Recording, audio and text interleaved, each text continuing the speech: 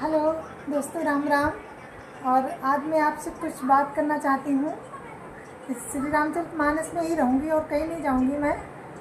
कि जैसे जब सती जी को मोह हुआ ना, कि शंकर जी ने उनसे बोला ना, सच्चिदानंद घन प्रणाम किया उनको ऐसा कह करके, तो सती जी को मोह हो गया कि शिव जी तो सर्वज्ञ हैं, तो इन्होंने राम को सच्चिदानंद क्यों कहा।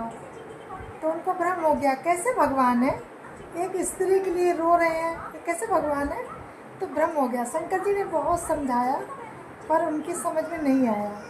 तो शंकर जी ने कहा ठीक है, अगर आपको नहीं समझ में आ रहा तो जाओ परीक्षा लो जाकर, मैं यहाँ बरगद की छाँव में बैठा हूँ, तुम तब तक आओ परीक्षा लेकर के, लेकिन ज्ञान के साथ परीक्षा लेना, ज्ञान के साथ। पर पार्वती जी ने वही किया जिसको शंकर जी का डर था।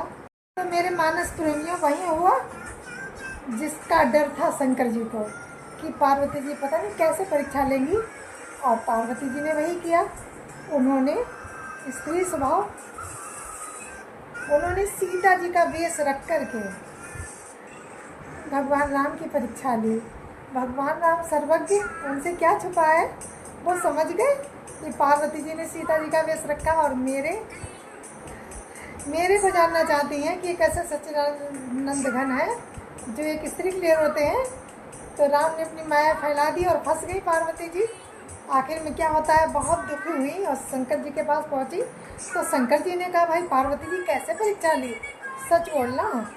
लेकिन पार्वती जी वहाँ भी स्त्री स्वभाव छुपा गई और शंकर जी सर्वज्ञ, उन्होंने सब जान लिया।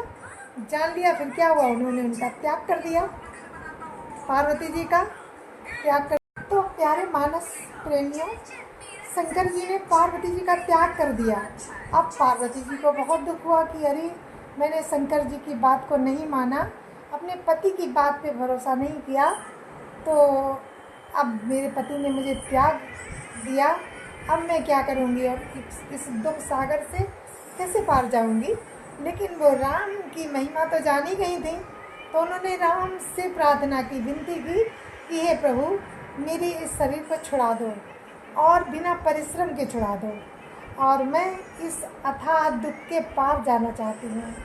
राम ने कहा कोई बात नहीं, ये भी आपका मतलब आपकी इच्छा पूरी होगी, और राम ने उनका बंदोबस्त कर दिया है। अब आगे हम कल आपको सुनाएंगे कि राम ने क्या किया उनके लिए, कैसे सती जी ने शरीर का त्याग किया अपने। जय जय सिया राम। सुनते रहें आप श्री रामचरितमानस।